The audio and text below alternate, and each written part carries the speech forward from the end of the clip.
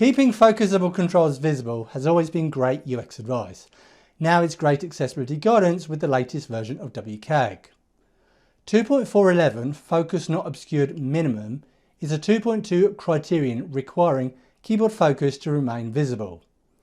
The goal is to keep keyboard focusable controls at least partially visible all of the time. But to understand this success criterion, you need to understand the web of today. Pop-up and overlaying type content is everywhere. There's sticky headers, sticky footers, newsletter pop-ups, and if you're in the European Union, numerous GDPR cookie banners. This content has a significant disadvantage when displayed as it hides keyboard focusable controls, so things like buttons, links and widgets, making it difficult for a keyboard user to know where they are on the page. Picture this. A user is navigating through the page and the keyboard focus is on a control, but a GDPR cookie banner appears hiding the control, resulting in the user no longer knowing where the keyboard focus is.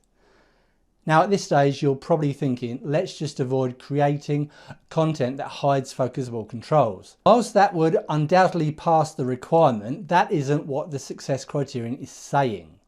Whilst avoiding pop-up content is a good UX decision, the requirement for 2.411 is to make sure keyboard focusable controls are not fully hidden. What I mean is a focusable control can be partially hidden if its focus remains identifiable. So an in-focus button partially hidden by a newsletter pop-up is allowed. It isn't a good design decision, but it is allowed. Now the term partially hidden is wildly open to interpretation. How much hiding is too much?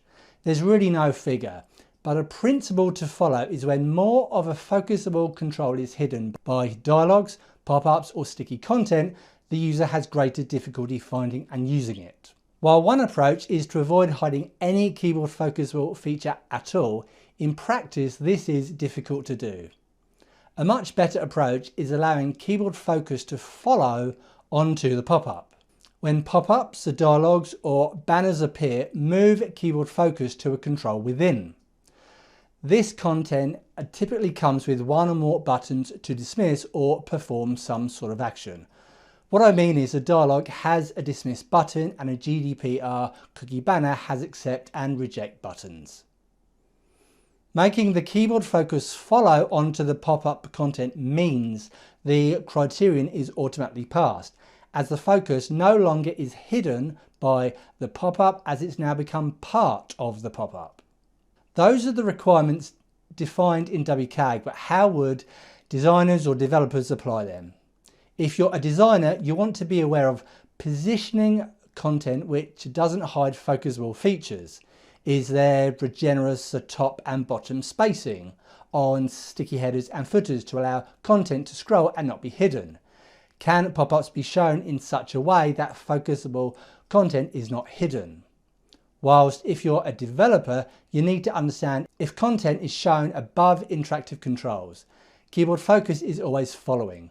What I mean is if a GDPR cookie consent banner is used, which has a dismiss button, then that button has keyboard focus when the banner is visible, and the keyboard focus is retained in the banner until it's dismissed.